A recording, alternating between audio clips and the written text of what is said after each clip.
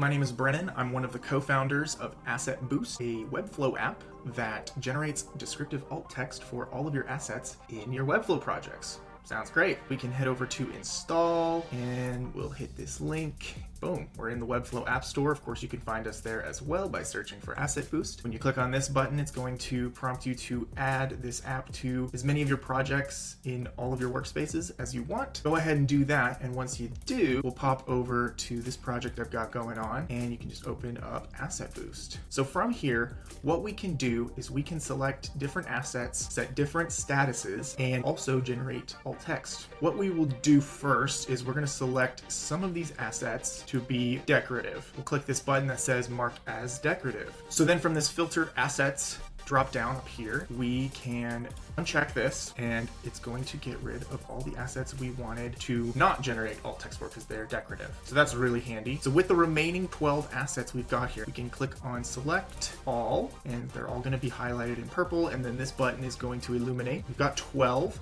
We'll go ahead and click generate alt text. Might take a second.